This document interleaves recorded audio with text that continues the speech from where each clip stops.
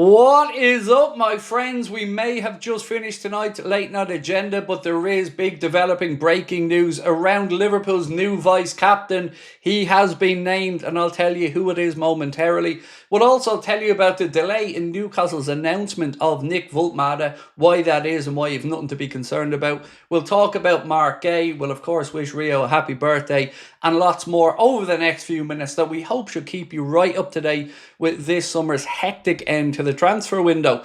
Remember, sign up to the Anfield Agenda WhatsApp is the quickest way to get this news delivered straight to your phone when anything breaks. Simply scan the QR code there on the screen and that will bring you straight in. Now, my plan is to take tomorrow off live streaming, but we all know what happens when I decide to take a day off live streaming. News breaks and I have to jump on. So if you see me tomorrow, it's probably going to be because there's good news. If you don't, the preview will be out tomorrow morning. We'll have a news video as well. But if something happens, you will see me here tomorrow. So make sure you've got your notifications on. For now, let's get stuck into the news. As always, do let me know your thoughts in the comment section and drop a like if you enjoy it. So David Lynch has said, breaking, Andy Robertson has been confirmed as Liverpool's new vice-captain. Loads of people were speculating, trying to say it was Mohamed Salah, trying to say it was X or Y. Now we have confirmation that it is Andy Robertson. Arne Slot has said he's played here so many years, won the league twice. He's a very good player, plays many games, knows what it takes, but also knows the culture of the club and the dressing room. So David Lynch saying that Andy Robertson is now confirmed as Liverpool's new vice-captain. Let me know your thoughts on that announcement in the comment section. Right, Florian Plettenberg has been letting everybody know why there's a bit of a delay in Newcastle's announcement of the signing of Nick Vultmada from Stuttgart. That deal is going to happen for a fee, he said, of €85 million. Plus €5 million in add-ons. I've seen others say €75 million and 5 in add-ons. Really doesn't matter. They've still overpaid a little bit, but over the course of time, still probably will look like good business. Tonight, though, he said, Nick Vultmada has successfully passed his medical. The clubs are still exchanging some documents, which is why the contract until 2031 has not yet been signed. This should happen shortly. The announcement of the deal may therefore only come on Saturday. So nothing to be concerned about. We will see things move along as soon as that announcement is put out there. So I know patience is a virtue at this point in the window, but we have, well, less than 72 hours to go before the summer transfer window slams shut. Alex Crook has said, I won't be at all surprised if Isak to Liverpool gets done by Monday, but it won't be for as much as 130 million.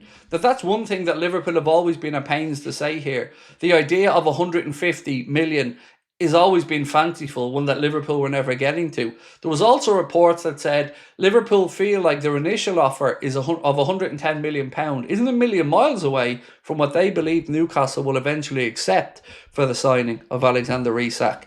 Quite what that figure ends up being and when that deal gets done, well, we're all waiting to find out. I have been biting my tongue all day, so I'm going to have to wait a little bit longer. But I do think come Monday, with that one, we'll be happy campers. With the Mark Gay situation, I've been honest with you to say I don't have any inside information on it. Like everybody else, I've been trying to figure out what's going on.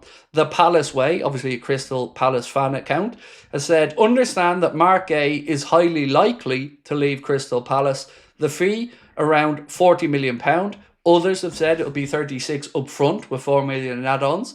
Palace are exploring multiple options for experienced replacements, including loaning Mohamed Salah. JD Canva will sign for Palace regardless of Gay's situation. Now, of course, Palace always needed to bring in a centre-back regardless, as he said, of Gay's situation. Romano said Crystal Palace have agreed the deal to sign French centre-back JD Canva after exclusive story revealed last week. Crystal Palace finalising that deal as we speak. So apart from that, we still have an uncertain future for Harvey Elliott. There was a crazy story from Football Insider today that said that Liverpool are looking to go after Morgan Rogers. Yes, you did hear me right. Morgan Rogers of Aston Villa, the PFA Young Player of the Year. There's been some talk that Liverpool would make a late move for him if indeed they did lose Harvey Elliott. Now, we do know that Xavi Simons became a Spurs player today, meaning that RB Leipzig have that £51 million. Liverpool, though, have been putting it out there to say that they don't want to lose Elliott now because how late it is in the window and, you know, the lack of attacking reinforcements that we currently have. So I don't know if that's a ploy or a brief to stand firm on a valuation, because they've looked around, they've seen what the likes of Jacob Ramsey and others have went for in this window and feel that their 50 million valuation of Elliott is justified, 40 million with the potential buyback clause in it. So that is one worth keeping an eye on over the coming days. We also know that today's Rio Ngamoa's 17th birthday, so happy birthday to Rio. I'm sure we'll get to celebrate many more birthdays for him, particularly in the Liverpool shirt, so looking forward to seeing him for the rest of the season. We also know James McConnell will wear number 16 at Ajax this season. He's completed a season-long loan over there, I believe after signing a new contract with Liverpool. On top of that, we have Christian Falk, who said Liverpool are among the clubs that are interested in Bayern Munich forward Michael Olise. He said any transfer in the future would be likely to be above 100 million. Now that's no earth-shattering breaking news. Bayern Space had intimated that there was a release clause in Olise's contract, and, you know, whatever you think of that account, it has certainly caused a chain reaction that has had multiple journalists now speaking about Michael Olise's future. We've Florian Plettenberg talking about it previously, and now we've got Christian Falk talking about it. Also, Liverpool's FC 26 ratings were released today, and I'm going to quickly fly through these because, as you know, I'm not a gamer. Mohamed Salah, 91. Virgil van Dijk, 90. Florian Wirtz, 89. Alisson Becker, 89. Alexis McAllister, 87. Kanade, 86. Gravenberch, 85. Gakpo, 84. Georgi Mamardashvili, 84. Soboslai, 83. Frimpong, 83. Ekitike, 83. Andy Robertson, 82, as well as Milos Kerkez.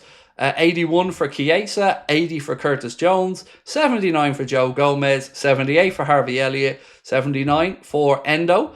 Bradley, 78, and Leone, a 69. So obviously 69 is a low one there for Leone, but let me know, you FIFA players or you FC 26 players and 25 players out there, let me know if you think one of those players in particular is egregiously underrated.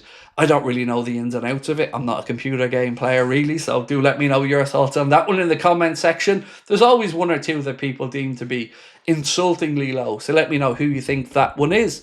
So ladies and gentlemen, that is pretty much it for this evening. We all wait still anxiously the news of Isak and GUEHI and their futures being resolved. We know that we play Arsenal on Sunday. The preview, as I mentioned, will be out for that tomorrow morning. I'll be live on Sunday from 3:15 for the watch along. We'll have our match reaction, player ratings and everything else you would expect on a match day.